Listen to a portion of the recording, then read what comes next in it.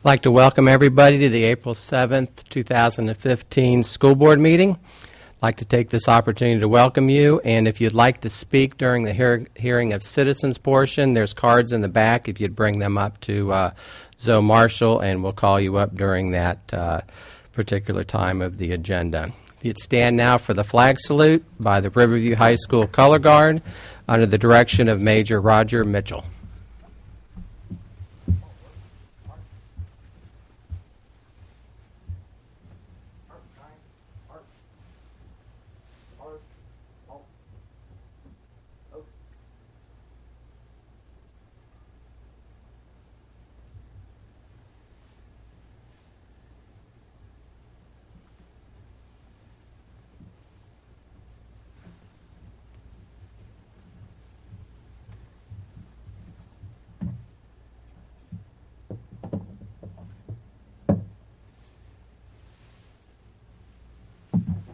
Colors, salute. Ladies and gentlemen, please join me in the Pledge of Allegiance.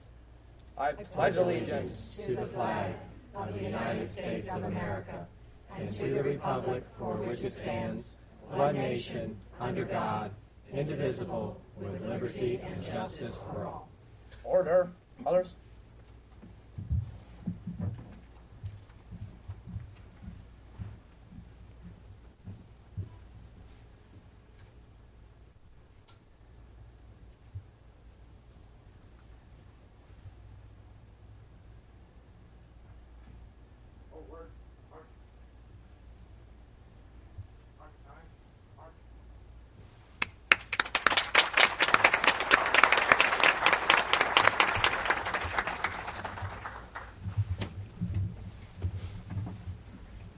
This time I'd like to welcome our student representative here this evening for his final meeting, Aaron Blau from Riverview High School. Aaron, what are your plans for the future? Well, my plans for the future are this summer, and for the next 4 years I'll be attending the honors... is it on? Hello? Yes. Sorry. I'll be attending the Honors College at the University of Florida to study economics, and hopefully from there to pursue a career in finance economics. Well, Aaron, I'd like to present you with this certificate recognizing your time on the board.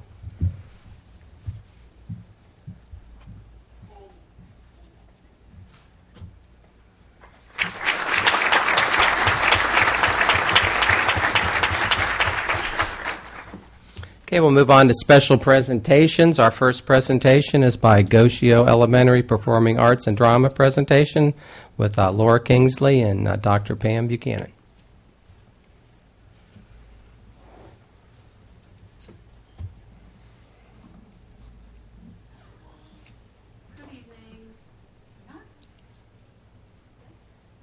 Is it red? No, there we are.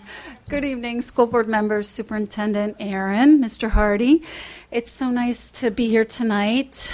You all spend so much time and energy meeting the wide range of needs of our students and our schools. I am so thankful that you are taking a few moments out of the beginning of your long agenda to showcase the school. And Dr. Buchanan and her staff and students at Goshio hopped at the chance to do this for you. So here they are, and Dr. Buchanan will introduce them. Thank you. Good evening, Superintendent White, our distinguished board members, and Aaron, our student representative. Thank you so much for this wonderful invitation. And again, when you're ready, we have some prestigious seats right here in front for you if you'd like to join us as well. And when the arts are used as a form of reference for learning, students at Goshio Elementary School can make connections. They make connections to themselves, to each other, to their world, and also to other content areas as well. At Goshio Elementary School, the wonderful faculty and staff work deliberately every day to make sure that they're innovating and providing instruction that provides opportunities for creativity and innovation in the classroom by integrating the arts into the classrooms. At Goshio Elementary School, we are very unique because we actually offer a very comprehensive art program during the school day. We offer 4 forms of art, which includes dance, drama, art, and music. And all 672 children participate every week in this wonderful arts program held during each school day. I wanted to let everyone know that we are honored and privileged to represent Sarasota County as the only elementary school selected as an Arts Achieve Model School, which is an honor given to us through FAAE, which is the Florida Association of Arts Educators.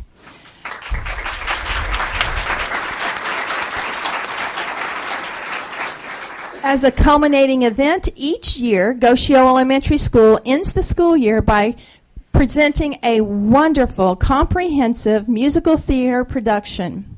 Tonight, I am honored and privileged to present to you the Goshio Performing Arts Company and members that are here tonight to take you on a quick trip around the world tonight. I know you didn't expect that this evening, so you're going to buckle up because we're going all the way around the world. We're going to start out in the nation's capital, visiting all 50 states, stopping off in the Lone Star State of Texas before we head over all the way to Arabia. And we're going to end our stop right in Agrabah, which is the setting for our wonderful musical production this year entitled Aladdin.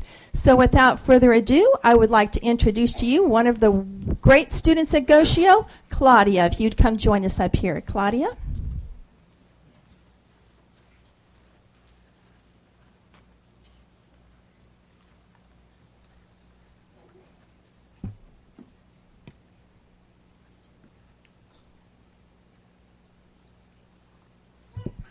All right. We all know what that's like, so Claudia's going to stand right here for just a few minutes and get rid of the jitters a little bit.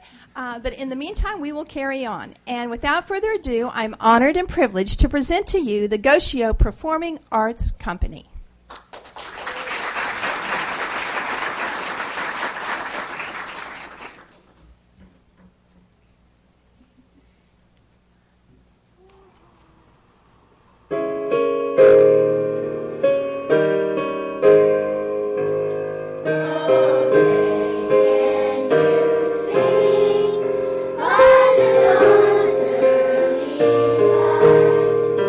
What so proudly we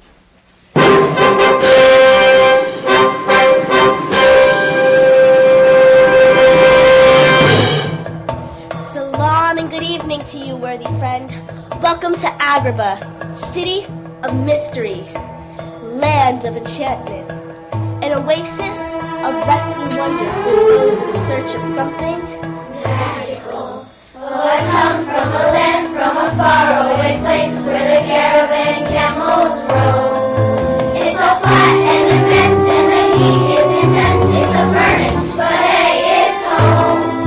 When the winds from the east and the suns from the west and the sand in the glass is right as home. Come on down, stop on by, hop a carpet and fly to another Arabian night.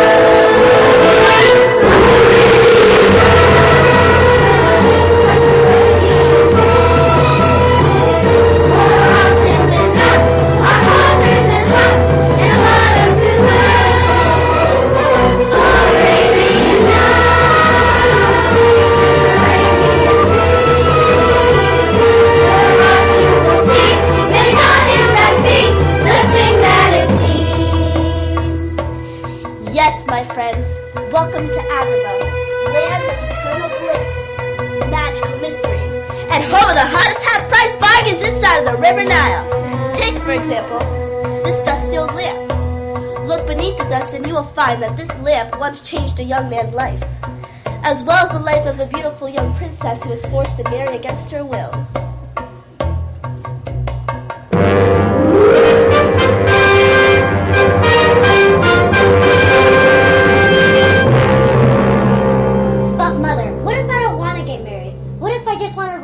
Or go sand surfing on the dunes of the desert. But Jasmine, the ancient law demands you to marry royal birth by tomorrow night. Choose wisely, for your husband shall become future sultan of Agrabah. I must have that throne by any means, and there's only one surefire way to get it. The lamp, boss? The lamp. Once I have it, the world will be mine. Hurry to the King of Wonders. Jafar tried to enter the Cave of Wonders, but was he in for a surprise? Who dares disturb the guardian of the Cave of Wonders? 'Tis but I, Jafar the Humble. And me, Iago, Prince of Parrots, Sidekick, Superstar. I pray, allow me to retrieve the magical lamp. Only the diamond in the rough may retrieve the magical lamp. Who's that? Then you can become the new sultan and rule the kingdom. Right, boss? Bingo, bird brain. We have no time to lose. Sure is dark in here. Wish I had some light. Then I could dig my way out. What about the slip? It couldn't hurt, right?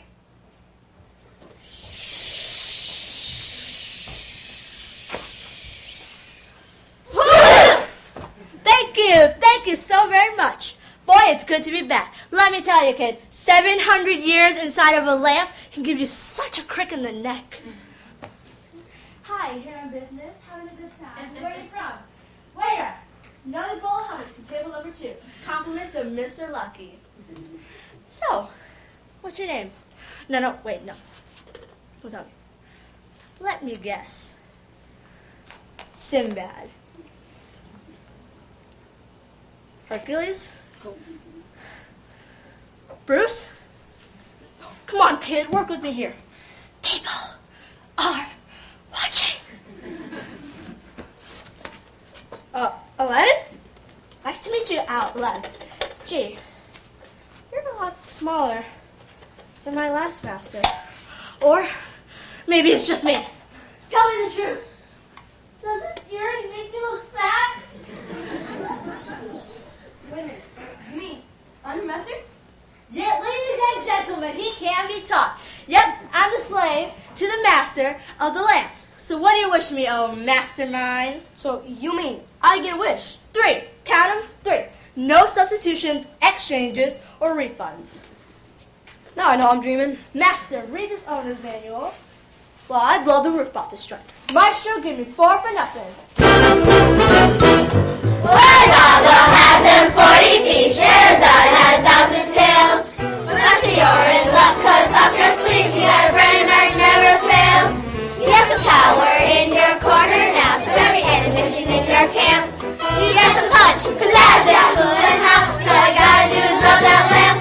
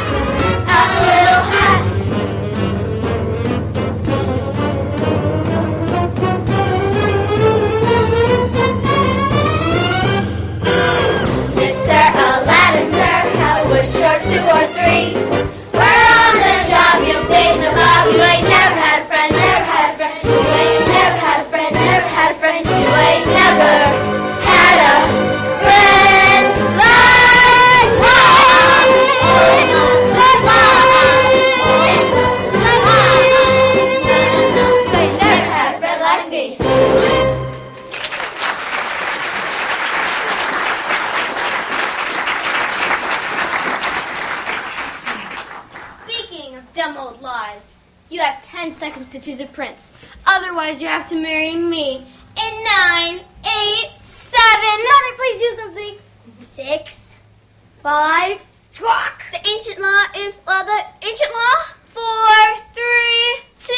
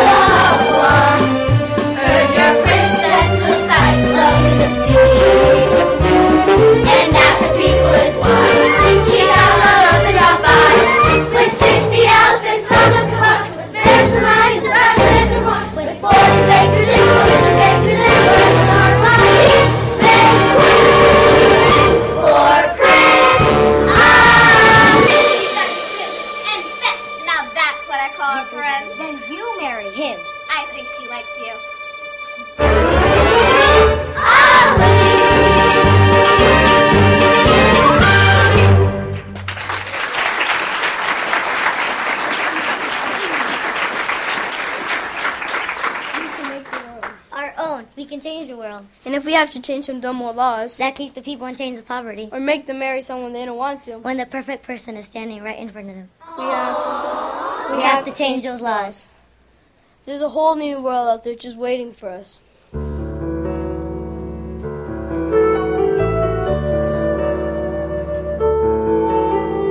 I can show you the world, shining, shimmered, and splendid.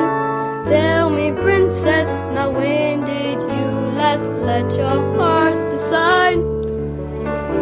I can open your eyes, take you wonder by wonder, over, sideways, and under on the magic carpet ride. A whole new world.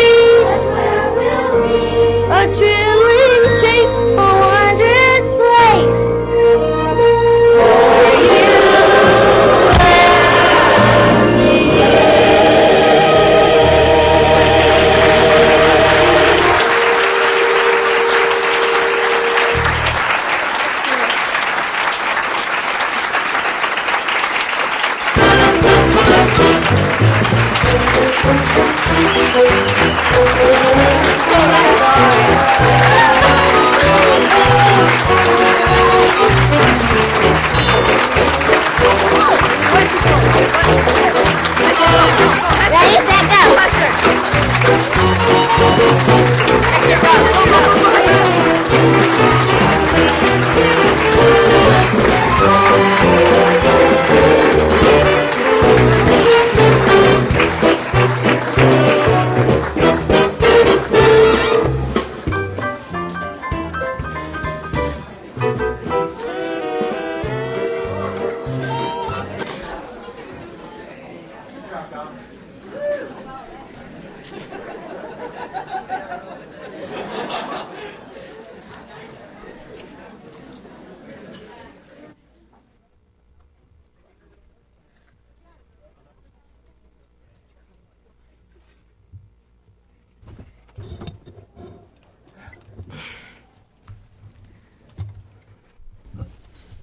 Mrs. Brown. I'd like to thank you for bringing it, but I have a question before you run off. I mean, I thought the kids sang and danced tremendously, and it's not even the end of the year for them to do that. I'd like to know the dates of your play, because my granddaughter, who loves the princesses, but to see a real live little girl could do this, her dreams will just go beyond. But the costumes, you probably at the mic, the costumes were remarkable, even down to the shoes. Did you get them from someone, or? Actually, our drama director, Dawn Burns, and are you turned on? Am I too loud? Is the red light on? Yes. Okay. Our drama director, and we have volunteers at the school that sew the costumes. Wow. So yes, she's done that for years for all of the props and costumes and things like that. And the dates for the shows? The dates for the show, we will have 2 during the day in the morning on May 21st, and then our evening show will be the 21st at 7 p.m. Thank you so much. Welcome. Thank you for having us. Before you go, I just wanted to also thank you for coming, and I want to say, it was a lot of fun. I mean, these are elementary school kids that obviously really enjoyed themselves, but I also heard some American history in there. I heard some American patriotism in there, heard world geography. They even got a lesson on law and politics while they were over there, so just terrific. Thank you very much.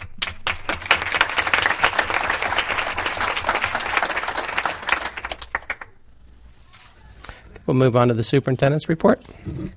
We have a couple of presentations, all from the Education Foundation, so I'm going to ask Susan Scott, Peter Hayes, to join together up there and tell us about the exciting things happening at the Education Foundation. Well, wonderful. Well, thank you. What a perfect night to be here and make a presentation like this first one. And even the second one. I want to introduce Peter Hayes. He is our past board chair from a couple of years ago, and Peter's been a wonderful friend to the foundation, and we want to thank him for everything.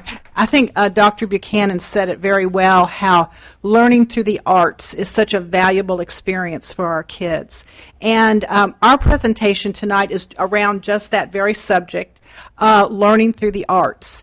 Last year, we were able to send 1,500 high school students to see the Thurgood Marshall play. If you've ever seen that play and understand what it's about the story of Thurgood Marshall's life, but also about his efforts to end the Plessy versus Ferguson case, a ruling that actually said that separate but equal was okay. And he fought long and hard as a Supreme Court justice to make that go away for our community. And so there was a great lesson for our kids to learn if you were able to see that. And the other part of it was that we had a wonderful artist in town who, back in at the 50th anniversary of Plessy of Brown versus Board of Education, that was the ruling that overturned Plessy versus Ferguson. She had done a painting, which you can see right here. I'll kind of move out of the way so you can see it. she had done a painting for the Embracing Our Differences event down in 2004. And when she learned about us actually sending so many of our high school kids to see that play and learn about that historical case, Brown versus Board of Education, she donated prints, signed prints, 100 signed prints to us. And through the generosity of our donors who not only sent the kids to see the play, but also were able to have these framed, we had 10 of them framed. I will say that the Bar Association's been a donor, the Embracing Our Differences has been a donor, Mr. Harry Leopold, who is all about the arts and education, has been a fabulous donor to us. So we wanted to make a presentation to the school board of Sarasota County of this beautiful framed print. It's number 5 of 100. You'll see one hanging in the Judge Lynn Silvertooth Center, downtown Riverview Law Academy, Sarasota High School, Embracing Our Differences. So there's a lot of different places that have it in commemoration of this is the 60th anniversary, May 17th, 2004. So we thought it was very appropriate. Arts and education, this is an example of all that. So Peter, we want to make this presentation to Frank. Would you want to come down and accept this for us? And we'll get your picture. But this is, I just wanted to say, what this says is, it's actually a painting. It's kind of hard to tell that, but if you get up close, you can see it. It's a painting. And it looks like a chalkboard, and they've erased out the Plessy versus Ferguson. Would you use the mic because you're not going to pick up? I'm sorry. Okay. So they actually erased the Plessy versus Ferguson and says, we conclude that in the field of public education, the doctrine of separate but equal has no place. Separate education facilities are inherently unequal. And that was the ruling that was written. And just another interesting fact is that the Supreme Court clerk at the time was Earl Pollock. And Mr. Pollock actually retired down here in I think it was 1992. And he's a resident here in Sarasota County. So he was actually the law clerk at the time that wrote this. So Sarasota has some history right here. So Frank, I wanted to present this to you on behalf of the Education Foundation, and hope you will hang it some very, very prominent in the school board chambers.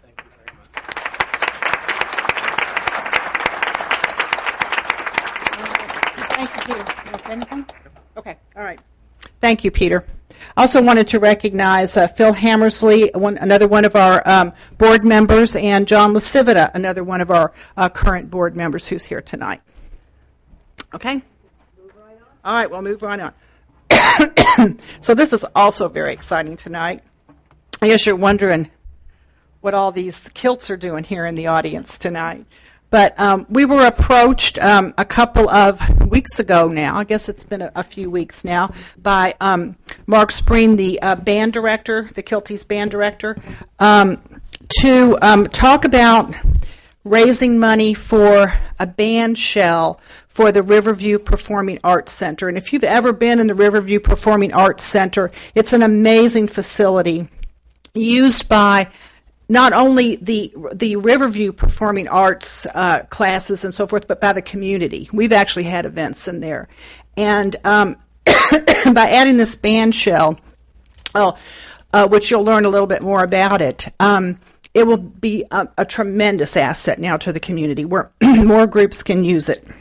So I wanted to recognize the people that are here tonight that are actually going to do the presentation for you and tell you what this is all about. And I'm losing my voice, but excuse me. But I wanted to recognize Linda Nook.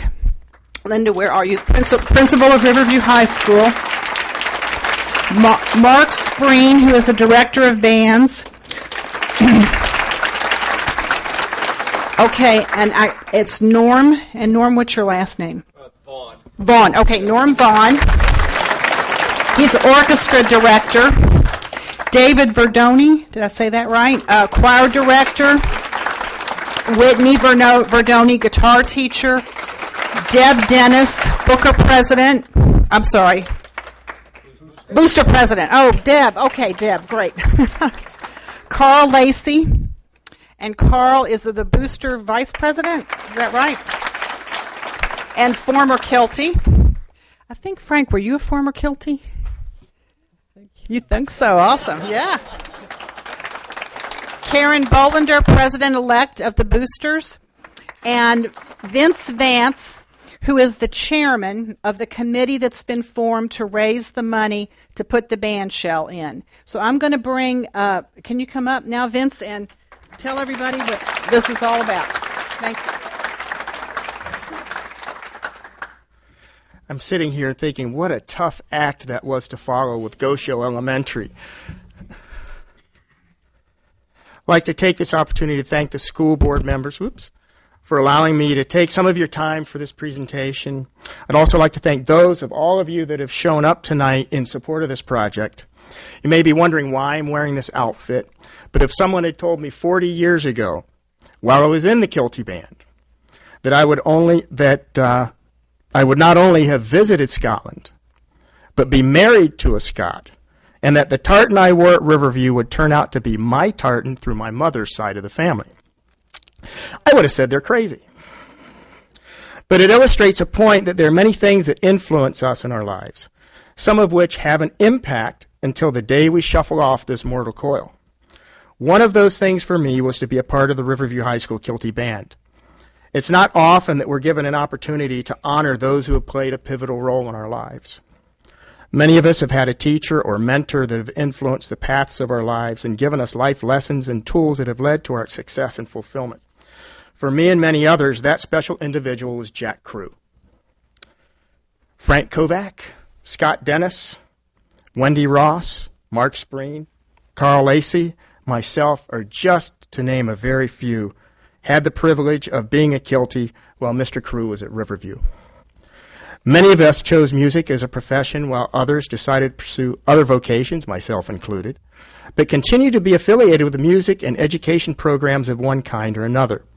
As a parent of a current Kilty, I am so honored that my son is having the opportunity to experience the discipline, pursuit of excellence, and camaraderie of being a part of the Kilty organization.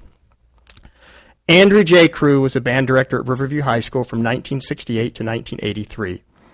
During that time, he touched the lives of hundreds, if not thousands, of students and established the Kilty Band program as one of the finest high school band programs in the United States. To honor his contributions, the RHS Kilty's Band Boosters, in conjunction with the Education Foundation, are introducing a funding drive for the Andrew J. Crew Band Shell at Riverview Performing Arts Center, or the RPAC as we call it, and the Andrew J. Crew Band Room at Riverview High School. As many of you may recall, Mr. Crew was all about the sound, and his relentless drive for excellence is a legacy that is still reflected in today's Kilty Band. The Riverview Performing Arts Center is a beautiful facility. It's used almost daily by many groups at RHS and by many outside groups as well.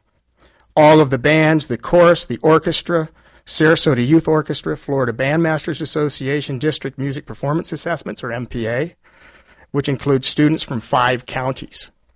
The Florida Vocal Association MPA, Florida Orchestra Association MPA, the Jazz Club of Sarasota, Sarasota Pops Orchestra, Chorus of the Keys, and many more.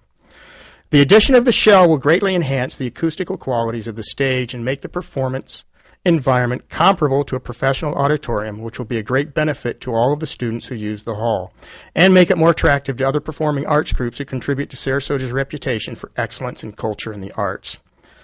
The new RPAC and band room are in place as part of the Riverview campus, which Mr. Crew visited in 2012.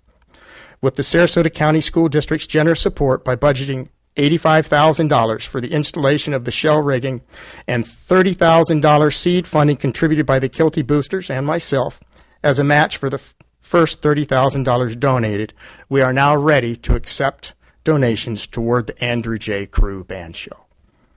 Our goal is to raise $165,000 to cover the expense of the shell itself. We're asking all Kilty alumni, friends of the Kilty Band, as well as Riverview Orchestra and Chorus alumni and friends, Riverview High School supporters and friends, and local culture and arts organizations to help us fund this project. Not only will it benefit the students at Riverview High School, but the community at large. Donations to the Andrew J. Crew Bandshell Fund may be made to the Education Foundation here at Landings Boulevard in Sarasota or through the Kilty Band Boosters. Donations are tax deductible, and donors of $1,000 or more will be memorialized by funding level on a plaque to be permanently displayed at Riverview High School. In the music world, it is all about the excellence of the sound, something Jack Crew strived for and succeeded in achieving with his bands his entire career. Help us in continuing his legacy by contributing to this project. Not only is it a good thing to do for our students and community, but the right thing to do to honor a man who contributed so much to so many of us. Thank you very much.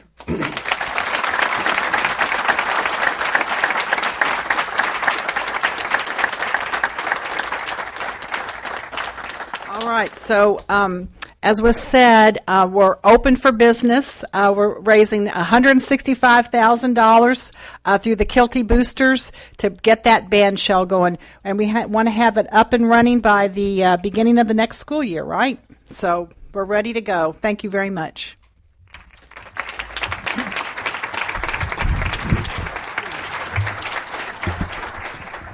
Susan, thank you. I want to recognize Vince. It's been 40 years ago since I saw you last, and it just shows you really the depth and the strength of the Kilty Band. Vince was in band with me. Mark was in band with me. Goes back a really long time. I think Art Hardy's son was in the Kilty Band, as I remember. Kind of looking forward to this for a long time, and I looked back at when I was at Riverview. I remember Colonel Maggio was an instructor of mine, and remember Joe Saladino and Kevin Flynn, and it's funny you see them 20 or 30 years later when I first was on the school board, and they still remembered me, and I mean not in a I remember you, but remember things about back then, but don't remember anybody quite like Jack Crew. Vince talked about when he was here in 2012, and thank you, Mark, for letting me know that he was going to be here that time. And I went down and had a really nice talk with him, and it was a really good time. Shared a lot of memories. When I was in band, we went to the Midwestern Bandmasters Convention in Chicago, and for the Kilties that don't know really what that was about, they selected, I don't know, was it, Mark, 5 or 6 bands from across the Midwest or this side of the United States, and they would actually play music that was being produced for elementary schools, middle schools, high schools, and we had to play from the simplest of music to the most difficult music, and we practiced and we practiced and we practiced, and through that I kind of learned some things from Jack. He taught me obviously the value of practice, and he taught me attention to detail and value of teamwork and perseverance, and those are all things that I've kept with me in my professional life and my personal life, so I'm just so thrilled about this. I think I probably shared this before, but do you guys remember the old Riverview one night after we were practicing for Chicago, and we actually, Jack Crew had a mid-'60s Volkswagen Bug, and we actually put it up on the second floor of the balcony during practice. Ignore this, students. Yeah, we'd probably all be expelled today for that, but to see the look on Jack's face when he came out of practice and saw his Volkswagen on the second floor balcony was... But it's just, seeing the Ghost Show kids here earlier and seeing all you Kilties here today, I just wish everybody was able to experience the value of music in their life and what it brings to you. So, again, I could not be more thrilled with what's going on. When Vince emailed me a few months ago and started talking about this, I just couldn't be more thrilled to honor such a special person in my life. Thanks.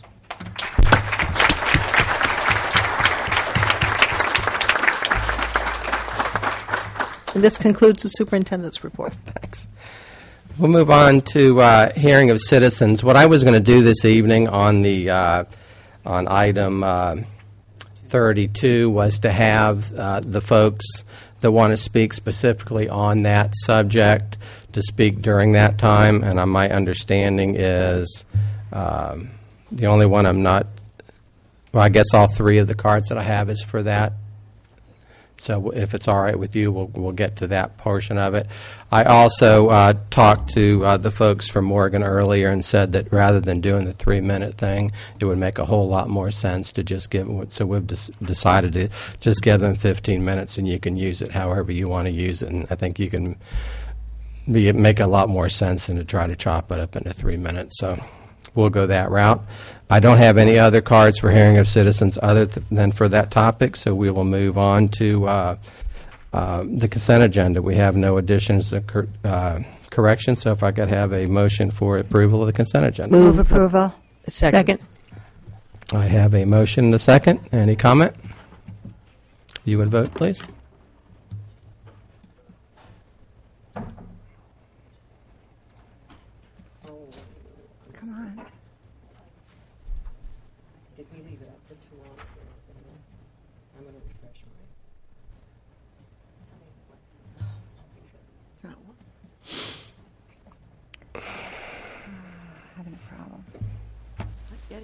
Green.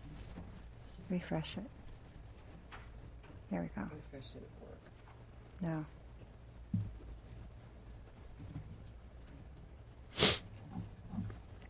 It's not working. I think what we need to do is sign in again. Were you able to vote? It's not up there. Here, it's up now. They're working on it. Oh, here we go. It's up. There we go. If you would vote, please.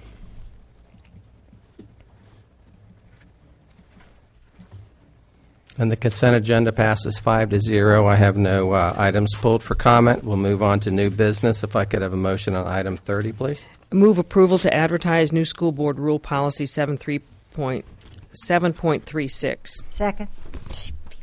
A motion, a second. Any discussion?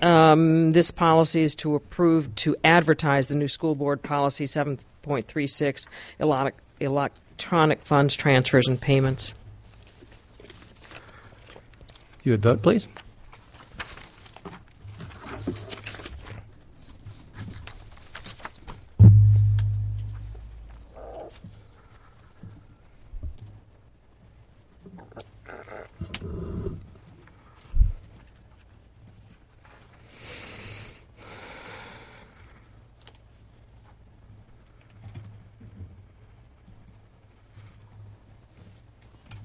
And that motion passes 5-0. If I could have a motion on item 31, please. I move for approval of the new job description for financial specialist. Second. I have a motion and a second. Any discussion? You would vote on item 31, please.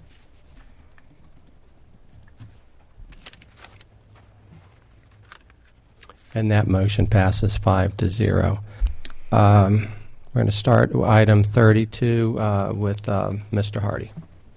Thank you, Mr. Kovach. I thought it might be helpful both to the board and to the public to give you a brief summary of what it is this item is about before you start to both hear from the public and have the discussion among yourselves.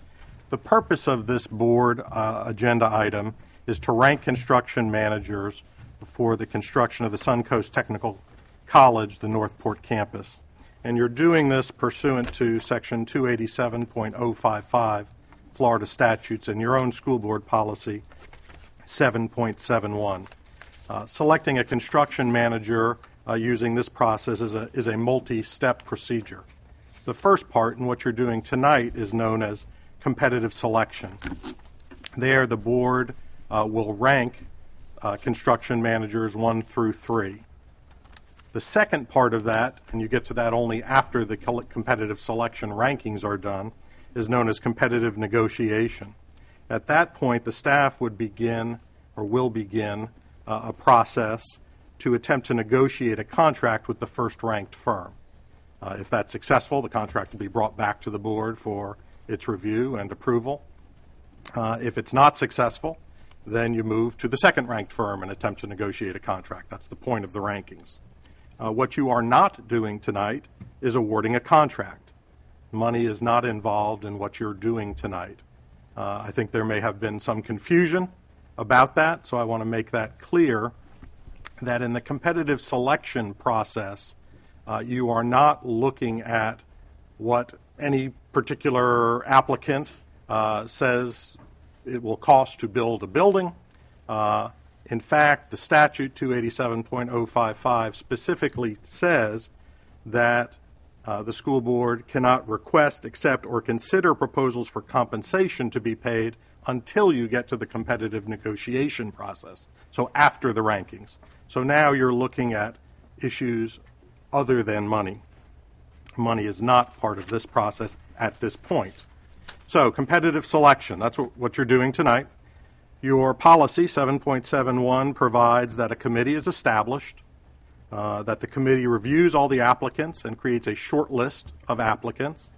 The committee then evaluates those short list of applicants and creates their own 1 to 3 ranking. Policy 7.71 also expressly recognizes that the superintendent can question or disagree.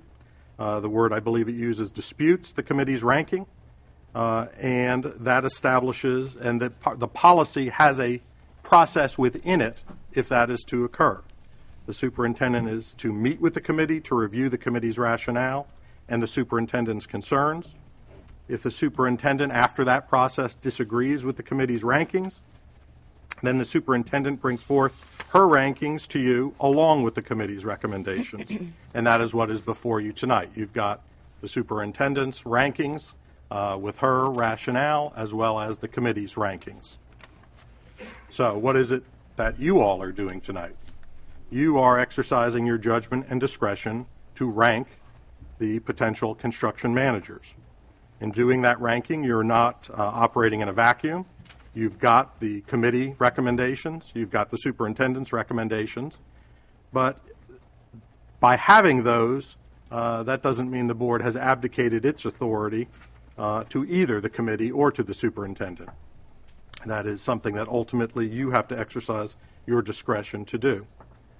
The board has to act in good faith in doing that and can't exercise its authority in a way which is either arbitrary or capricious.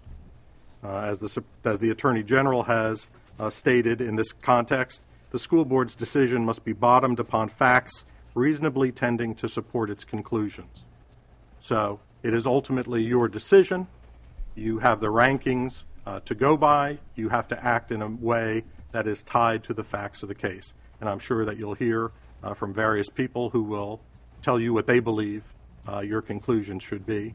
But I wanted to give you an overview of the process, where we are, and what is to be accomplished tonight. Thank you, Mr. Hardy. As I stated earlier, we've agreed to give Morgan Company 15 minutes or less if they choose to take that. I've actually got 3 cards from your company. Is there somebody that's not part of your 15 minutes? 2. Okay, so I'm guessing the other one is Mr. Luis Sanchez. You want to speak? You have 3 minutes. Am I allowed to speak after the presentation? No, right now would be the best time. This is hearing of citizens for this. Well, basically, I don't know the... Come up here. Or if you check, make sure that mic's on. Again, you'll have 3 minutes to speak. Starting when the light turns green. I think we caught Zoe by surprise. There you go. Thank you. I've been before this board earlier, a few months, where my company also bid on this project. And unfortunately, we were not shortlisted. It was a new process for us, although we have 24 years of experience, not only in the private arena, but mostly in the federal arena, nationally and internationally. The process is a very expensive process to bid. As a competitor to Ms. Morgan and to the Willis Smith Company, the cards are done. It went through a specific process. You advertised for bidders. You went through the short list. Everyone had their proposals, and it is what it is. The cost for our companies to do these types of proposals are in the thousands. You've made your selection. You've got a great company. I know money's not supposed to be talked tonight, but from what I understand, there's a great deal of money on the table. This should be a victory for the school board. In fact, you've got a woman-owned minority business enterprise as a general contractor, which is a rarity in this nation. The fact that this lady has worked so hard for over 26 years in this industry is very tough. I know for a fact, as we're minority-owned, I know how tough it is as well, but they did a great job. That money could be spent for the Kilties, for all these other programs with the school board. Again, within my 3 minutes, I'm trying to make some clarity here, but they did a good job. They should get the project. It is what it is. We followed your process. If it's not going to work like this, you're never going to get bidders. I will never bid to you again. You will never get good pricing. How are you going to stimulate competition in this country, in this community, if you don't allow bidders that take the painstaking time and effort and financial cost to do this, and then you throw them by the wayside? There's something wrong with that. That's not the American way. That's not the capitalistic way. They did their due diligence. We all did our due diligence. It's done. May the best winner win. And at this point in time, in my opinion, even though she's my competition and taking money out of my mouth, she deserves the job. And that's how I feel. Thank you.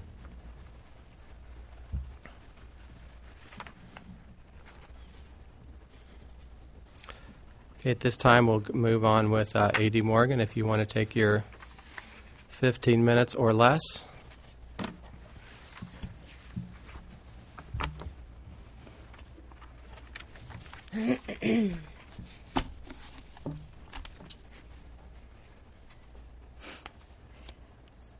Quick question, just no, we do have something that we want to put up on the screen. Not yet, but when it's that time, is there a button that I push, or do you control that from your side?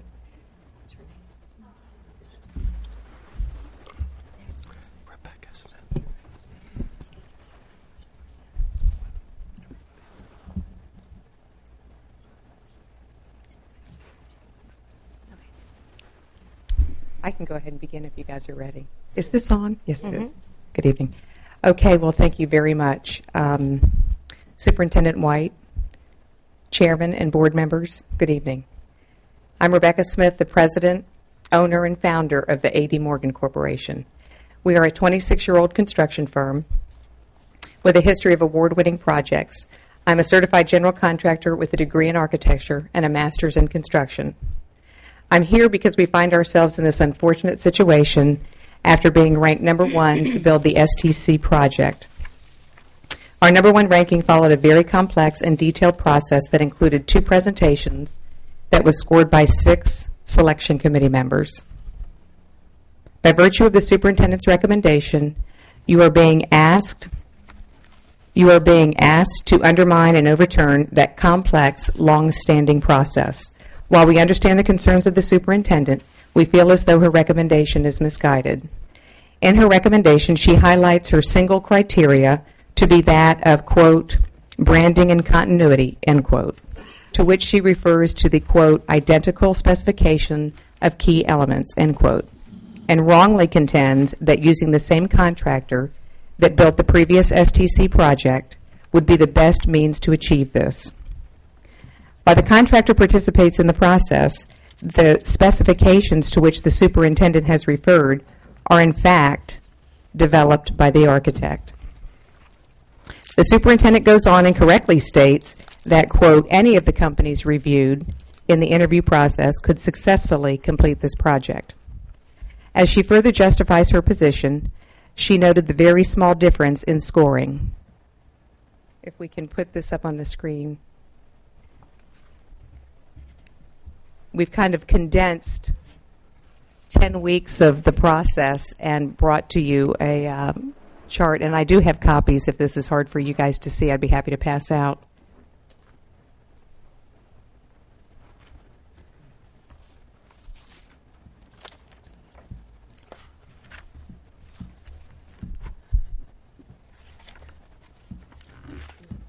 Well, it is kind of difficult to see.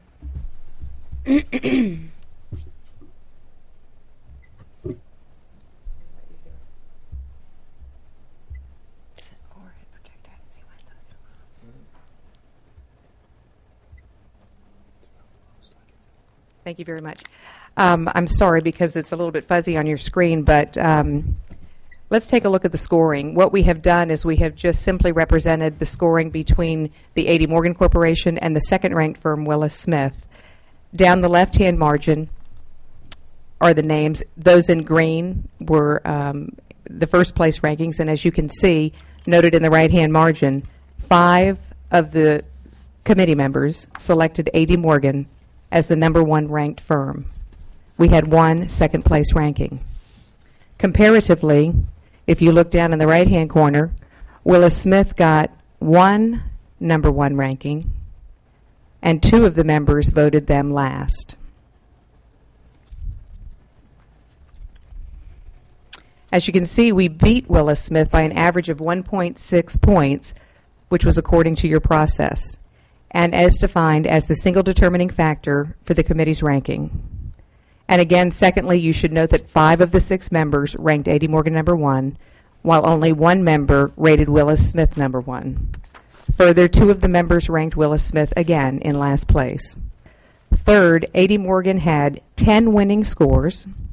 Willis Smith had 2 winning scores, and we highlight those in yellow for A.D. Morgan and in purple for Willis Smith. To the point of her concern, the superintendent's sole criteria had already been identified as important to the project. What was not addressed in the superintendent's memo is the joint use component, which is the true defining aspect that makes this project unique. There are 2 stakeholders, each with separate funding and each with particular program needs. Accordingly, this project is substantially different than the STC North Campus in size, scope, and purpose. In our presentation, we highlighted multiple joint use projects and clearly presented our approach to successfully building each one of them. Despite the favorable consideration given to Willis Smith for their previous experience, the A.D. Morgan team was still ranked number 1 when all of the criteria were considered. In summary, according to the superintendent's recommendation, there is only 1 criteria that she would like for you to consider, which she has defined as branding and continuity, and further argues that it is best understood by someone who built the only STC project. By her definition, this results in a pool that includes only 1 single contractor, thus creating the path for a foregone conclusion. This does not describe a selection project. It describes a sole source contract assignment. We are not asking for something that we haven't fairly earned. We ask that you respect the integrity of your 20-year program, a proven process, as well as the intent of the law. We ask that you uphold your selection committee's recommendation and award the contract to the A.D. Morgan team. Thank you very much for your attention, and if you would like a copy of that score sheet so that you can view it, we do have copies. I'd be happy to hand it over to Zoe. Thank you very much for your attention. We will look forward to questions if you might have any at the end of our presentation. Thank you.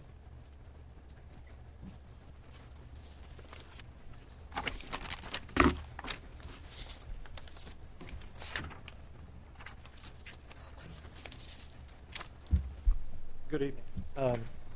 My name is Paul Ullum, and I am a counsel for A.D. Morgan Corporation, and I'm with the law firm Carlton Fields. Before I get started, I have to say one thing, and that is that well over half my career, about 70% of my career, has been doing what Art does. I am generally not representing private contractors. I've represented about a dozen counties, Tampa International Airport, that's where I was today. I represent Collier County in all construction matters. A lot of public bodies, which is not to say that I'm, my point is this, I'm not somebody who's a hired gun for GCs, and that's not what I do. I typically am doing what Art does, although as special construction counsel. And, you know, he set forth for you what it is you're being asked to do, and he told you, you know, you heard him use that term, competitive. Let me back up one second, because one thing I think you do need to know, having represented a lot of boards, I never spoke to this man, and Mr. Sanchez is his name. Neither did Rebecca. This is a total surprise to us that he was going to do that. So I wanted to make sure you knew that it was not something scripted. We welcome the comments, but it did kind of steal my thunder and my fire in the sense that when I've run into this in other counties and other areas where there is this kind of extraordinary activity, it it does undermine the legitimacy of what you're doing. And I don't want to name the county, but there's a county where I sat around and, the county commissioners were saying, we're building a $26 million water treatment plant. We had 2 bidders, and the bids seem really high. So one thing to really understand is that when you do not follow your process, which has been in place for 20 years, you cause a disruption in the contracting community. Another thing to understand, so my point there is that aspect, and you heard Art say it several times, competitive. You heard Mr. Sanchez talk about what it takes to get to this process, get through this process. It is extraordinary. It is a huge commitment. So you should not have the impression that this decision was made by your committee lightly. It is a grueling process where you have to not only submit, then you're shortlisted, then you have to present and be able to answer every question, every concern. And then you see these rankings. Well, one thing that I think you all would be remiss not to take away from that is that it isn't some hair-breadth close victory. That 1.67 is averaged over the 6 committee members. It actually was a 10-point win. Not 1.6, that's if you divide that 10 by 6. And what you would see if you looked at the chart Rebecca gave you is that there were 2 times that Will Smith got the top ranking. One of those times was a category that gives called ability to perform team strength. They were ranked highest in that category because it wasn't a surprise to your own committee that these people built a similar project. So that's not news, and the concern, absolutely understandable, that the superintendent brings was baked into the process. It was already considered, and they were already rewarded for that. The second thing I would want to point out is that, in my experience, it's now about 28 years, folks in your position want to do the right thing. Okay, you're here because you want to serve the public and you have a genuine, legitimate concern, and you bring a good faith basis to the jobs that you do. And I think the thing that is important for you to understand is you're being asked to do something extraordinary, something that's only happened one time in 20 years before today. Once. Now, you have to ask yourself, what is it about this that compels me to cast my vote and make a decision to do something so extraordinary, so unusual, that all the boards and all the people who've served before never thought they needed to do that? Well, I don't quarrel with the superintendent's concern. It's a legitimate thing to bring forward and to say, hey, I'm concerned because we have a very similar project, in my mind, and another contractor who has built it, and by all counts is a fine contractor. That's a legitimate concern. It fails to appreciate, though, that what you're doing is talking about construction management. In construction, there are 5 what are known as delivery mechanisms. What you're probably most familiar with is lump sum general contracting. That's what most people think about. But construction management actually breaks down into CM at risk and CM not at risk. What you're talking about tonight is a contract or a project for CM at risk. And I want to just emphasize that CM for construction management, the C is not the complicated part. As your superintendent recognized, in terms of the sticks and bricks and reproducing exactly the same brand, the same feel, first of all, as Rebecca pointed out, that's driven by the architect. That's the recipe. Any one of the contractors are going to build it the same. I have a client that built 80-some thousand apartment units all over the Southeast, 3 different footprints. Everywhere you go, from South Carolina to Texas, you walk into one of their apartment communities, it looks exactly the same cabinets, the same everything. Over a dozen different contractors built those projects. So it's not the C part, the construction, it's the M part, it's the management. And why did that committee that you all relied on for 20 years, this process, why did they choose A.D. Morgan? Well, the management part, when you have a joint use project like this, where there's the library and the school, being able to coordinate that, being able to serve 2 masters simultaneously is extraordinarily difficult. And to do so without disruption, time and time and time again, as that company has done, is something that is unusual.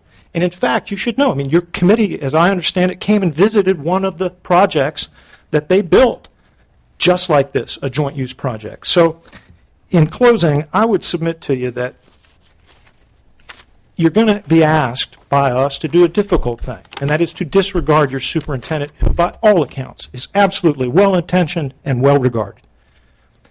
But you serve sometimes to do the right thing is the hard thing, and the hard thing is to disregard that recommendation of your superintendent and to follow the process, because you have to work with this lady, you have to be around her, and I'm sure, you know, she's very well regarded. But following your process sends a message to the contracting community, and it sends a message of integrity to the citizens who support this board. And so we would ask you to please follow your committee's recommendation and negotiate with A.D. Morgan. Thank you for your attention.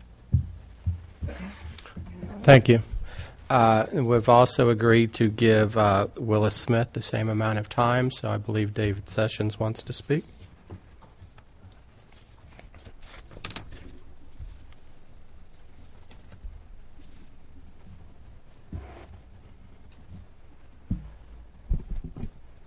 I'm David Sessions with Willis Smith Construction. Superintendent White, board members, good evening, and thank you for the opportunity to speak tonight. It was approximately 9 years ago that Willis Smith Construction was ranked number 1 by the Professional Selection Committee for the rebuilding of Riverview High School. The school board did not agree with the ranking of the committee and ultimately awarded the project to our competitor. We did not complain. We did not alert the news media, nor did we challenge the school district. Instead, we accepted your process. You know, we have enjoyed a strong working relationship with the district on your projects now for over 29 years. We do not take our client relationship with you lightly, and we have always done our best to always meet or exceed the district's goals for all the many projects that we have completed, both large and small. Over the past 7 years, we have been working with the district and your staff on the Suncoast Technical College North Campus, and we've learned much along the way. This landmark program, completed in 3 separate phases, presented many unique challenges, particularly in the control of the budgets and the schedule requirements involved. When we got involved with Phase 1, it was really, really interesting because this was really deemed to be a signature project for the district. And when I say signature project, it was interesting because the district's definition of a signature project differed slightly from the design teams. See, the district was referring to the educational programs that would serve the local community. And the architect was initially thinking, oh boy, we can really design something that looks great.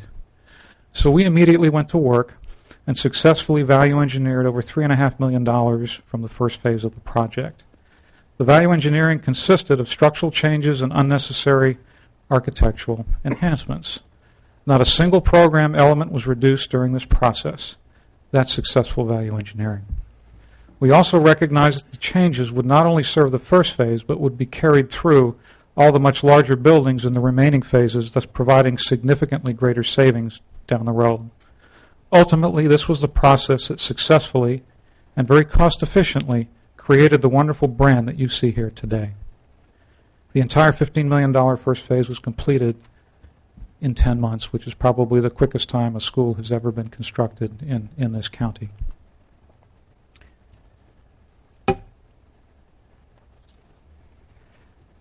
Then we started Phase 2.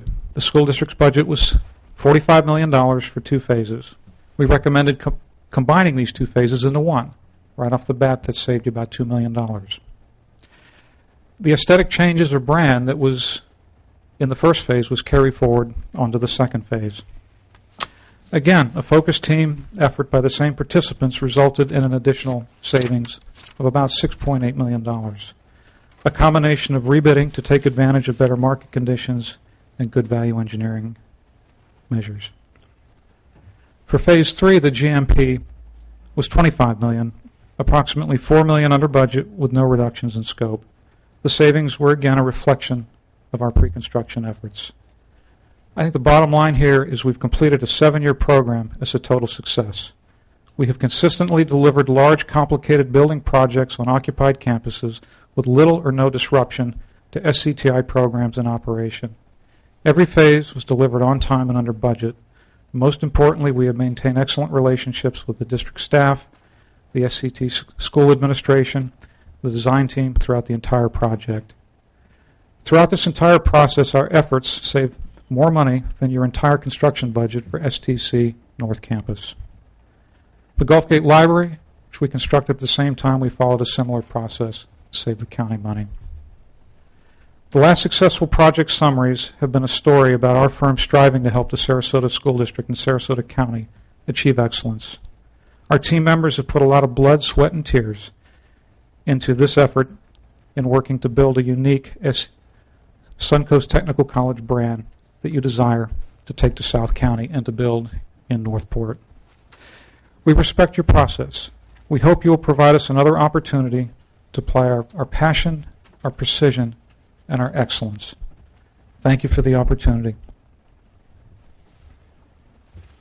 Thank you. That closes hearing of citizens. Mrs. White?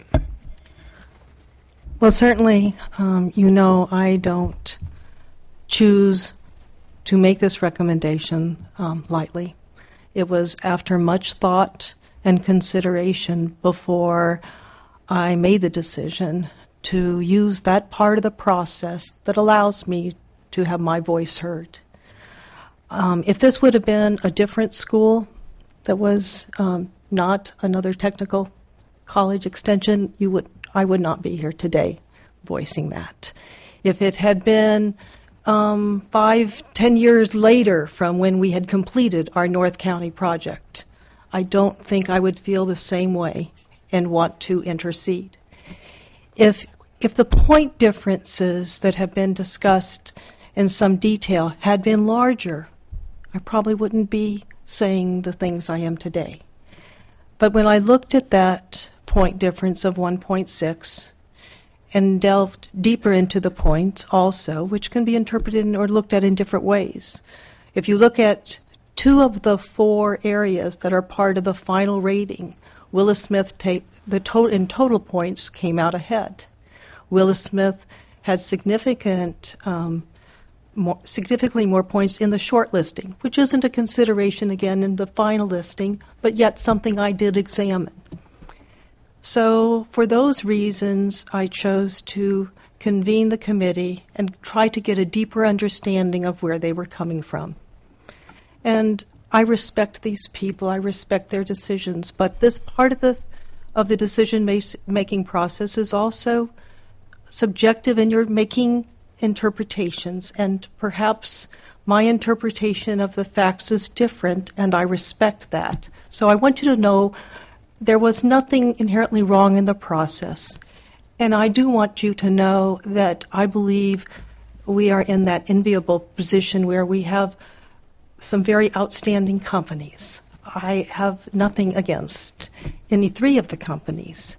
I think they are excellent companies. But the difference, if you look in terms of putting it in perspective, of that 1.6, which is about a 2% difference, 2.3%. So it's a difference in terms of grading scale, like between a 94% and a 92%. They're both A's. So if they're both A's, then I looked at the things that were drawing me to be concerned, because I do believe that there is some benefit that we gain with the continuity, given you've got 2 outstanding construction companies. Some of that continuity that we gain from the successful completion, very recent completion, of our North County Suncoast Technical College, and what we're trying to achieve here. And I realize certainly the architect and design has a major say in what it looks like. But I do also believe that in the hundreds of decisions that go in that management process, there becomes a check and balance to see if this is the outcome we're trying to achieve. They've just lived it. It's part of who they are. We have developed that communication trail that comes with years of working together. That's why I did look at Dr. Bowden's ratings, because he has the primary responsibility for really successfully completing the board's wishes to have this extension, not a totally different school, but an extension of what we have in North County. I believe that that will be most easily achieved with the most efficient manner if we look at the ranking that I have recommended, with Willis Smith being number 1. But again, I respect the board. You are also part of this decision. Please allow me to voice my concerns, which I have done, and then I will certainly respect and honor your decisions in this process as well. So thank you. Thank you, Mrs. White. At this time, if I'd like to do it the way we normally do it, which is to get a motion in a second and then I would have move that the discussion. superintendent's rankings of construction managers for Suncoast Technical College Northport and the Joint Use Media Center County Library Project be accepted as presented, and the Director of Construction Services be authorized to attempt negotiations with the top-ranked firm. Second. I have a motion and a second. Discussion?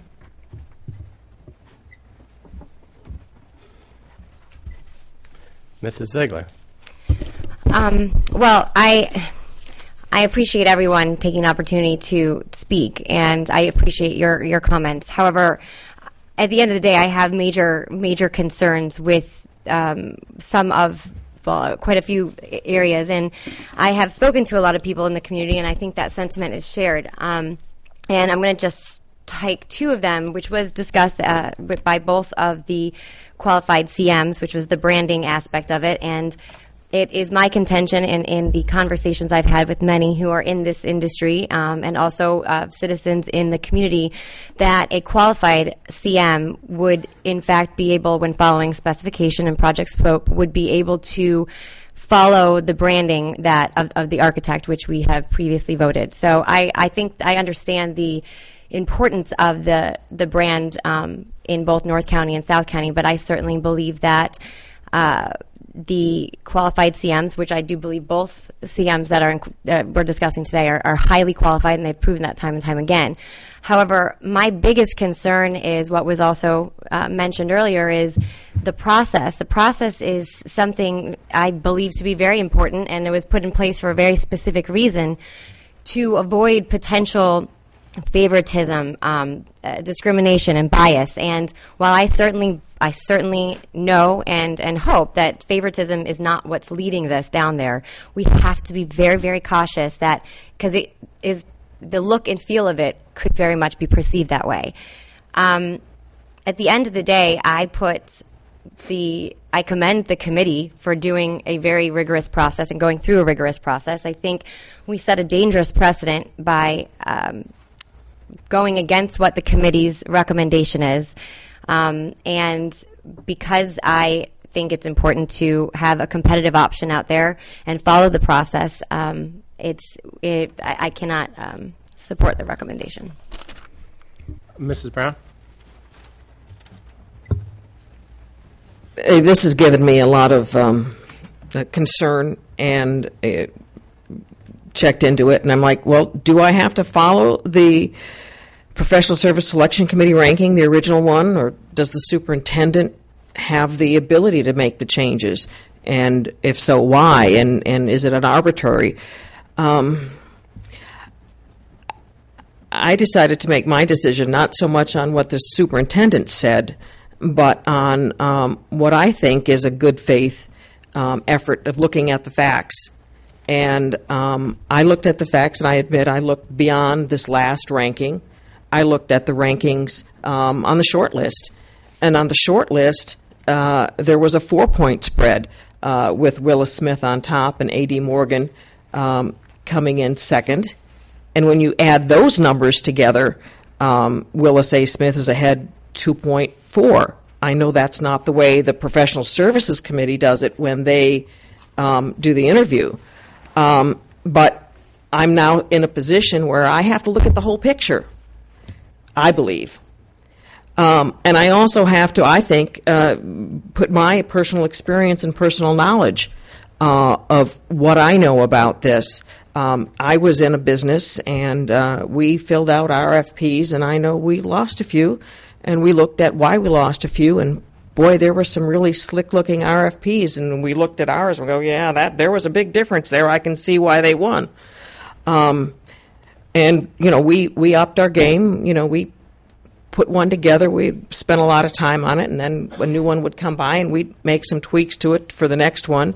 And I talked to a few of the committee members, and they basically said, well, the difference really is that, yes, Willis Smith came in ahead, and the interview process was theirs to lose. And, in fact, they did. They didn't come in and didn't have as much enthusiasm as A.D. Morgan did. And even today,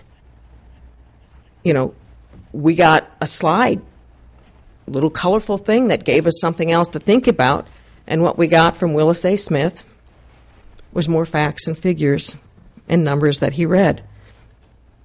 But I also look at my experience as a consumer. I had a house built. I had the plans. I brought the plans to the guy, and he bought the stuff, and there those plans were. There was enough wood, not to mention all the other things left over. He could have built another small house in the back, or at least an addition. And the next time I went to a builder, this builder basically built like Henry Ford builds cars. I mean, he had one basic model. He built that model. There were some changes to it. You could have it as a colonial. You could have it as a ranch. I think there was a couple other exterior changes you could have. But I'm telling you, when he finished that house, there wasn't enough for a bonfire. So I look at that and I say, well, as a board member, I'm looking at my budget here too. And not only that, but the time that it's going to take. And I have to put some more weight on that experience. And the last time Willis A. Smith built the North County, they came in on time and under budget. But should that alone be the reason to give it to them? And I say no. But when I look at the whole picture, I look at the whole picture of what goes into this, and I think what went into the first part, and should I just give it to someone who just knows the 1.66 points ahead because they did a better presentation and seemed more enthusiastic? And I have to say no. I have to agree with what the superintendent said. I mean, I'm probably talking both sides of my head there, but I did weigh all sides. And because of that, I'm going to go with what the superintendent recommended because I think overall it will help save us some money, and I know that it would probably save a lot of time with our director over at that college, the time that he would have to spend with the general manager on the thing. And it's a hard decision, and I'm sure it was a hard decision that was made when the construction manager was chosen for Riverview. I just hope that we all learn from the process and bring our A game to each part of the process, when we did with the short list and we did with the interview. But now that I'm sitting here, I'm looking at the whole process. I'm not limited, I believe, to what the committee had to and only vote on the interview. I think that as a board member, and this has come up, that I can look at, because I don't see anything in our policy that tells me that that's the only thing I can look at, that I have to look at the information I have, and the information I have, I looked at the whole process, and that is why, not because, and I do really respect the superintendent's opinion and where she goes on it, but I made the decision, regardless of what she said, on my own, on those facts, and I thought it was important for you to know why I made the decision, and my decision will be to vote yes on this. Ms. Goodwin? Well, I've lost sleep on this, and it's bothered me a lot because I think we have 3 excellent construction managers that were on the short list for this, and I said, any one of the 3 could do an excellent job. But in looking at the overview and looking at the overall scoring and the experience that we've had with Willis Smith, I had to agree with the superintendent. And for that reason, I'll be voting for this. It's a hard decision, but I think it's the right decision, and I think it will save us time and effort. I think we'll have some continuity of the service that we will have in Northport, and that's why I'm strongly in support. Ms. Zucker? Well, I'm supporting the superintendent's recommendation because of some of the similar things you all have said, but I gave much more weight to the short list, which to me it holds more weight of what their capabilities are. And I also know in working with them over the last couple of years, especially when we began the technical SETI, which it was then, we didn't know where we were getting money from for the second phase, but they worked with us to help us along in the process to make sure that we knew how much it was going to cost us, and where we waited till we had the money together to be able to do the second phase. And then the same thing was true for the third phase as well as the completion of it. We never knew we had enough money to finish this project when we began. We began this project on a good faith basis, not sure of how in the world we were ever going to finish it, but we did, and thanks to your help and guidance along the way, we were able to complete it and to complete a majestic-looking building, and I greatly appreciate that. I also appreciate the partnerships that we've had over the last couple of years between the community, the Education Foundation, and Willis Smith Construction with the school board. And I look forward to someday having that same type of a commitment and a partnership with you all. But at this point right now, I believe that the superintendent's recommendation is the correct recommendation.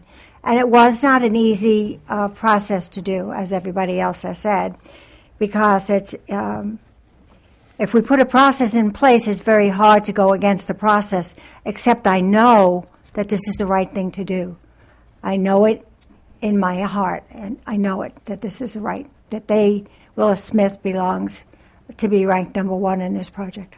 And I thank you all for your input and for your ability to come before us and to speak to us, as well as to continuously bid on projects, because we do have a great working relationship with all of our contractors. And that doesn't come easily. You have to be able to bend and work with your contractors in order to have the relationship we have. So thank you all for continuing to support the school system and to continue to submit bids and to work with us. Thank you. I just want to say, and I've shared this with Mr. Lempe, I'm as frustrated as I was 15 years ago. When I see how subjective this process is, I spent a lot of time over the years trying to make it less subjective. And, sometimes I think the three folks that bid on this, if they did it 3 times, they come out with 3 different first place choices. So that's just how frustrated I am with it. The other part I wanted to say is, and Mr. Hardy touched on it a little bit, and I've heard other people say it, keep talking about bidding this and bidding that and bidding this. We don't bid. I get emails that said, why would you spend $15 million when somebody else would do it for $11.5 million? Folks, we don't talk about money.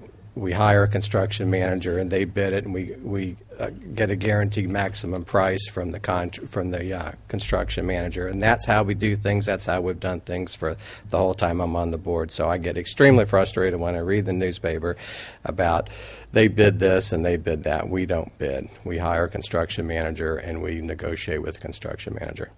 So that's all I have to say. We would... Good. Caroline? I just wanted to say that I have spoken to people in the community who understand exactly what it is and why this process has, and what happened, and why the superintendent is bringing this forward. So this is not done in isolation. I have spoken to other people. I believe in that process, too.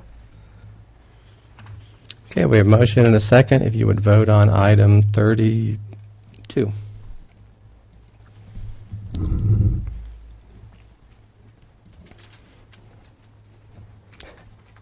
And the motion passes 4-1.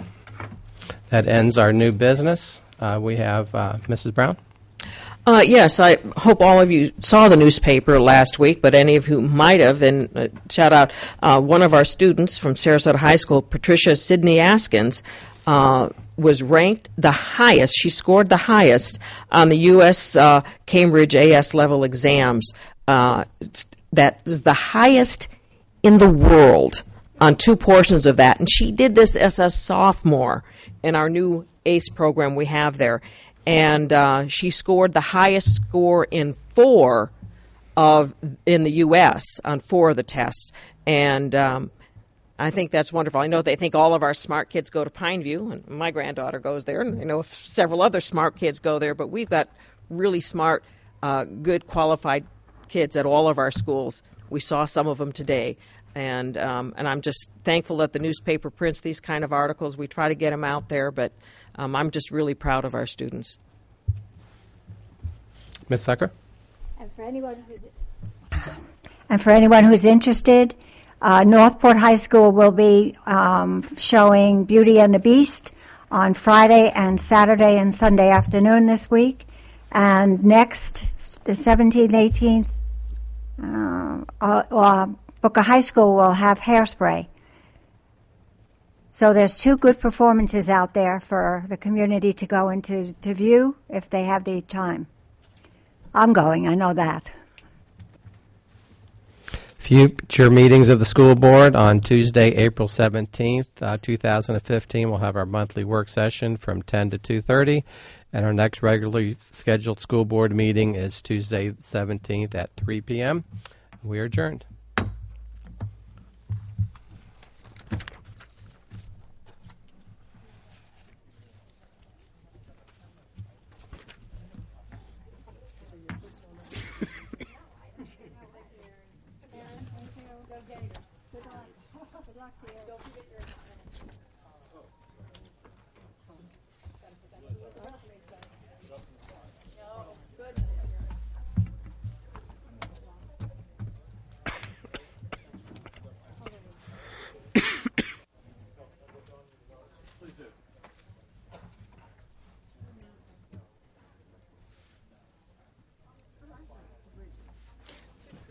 So why was Mary Slap here?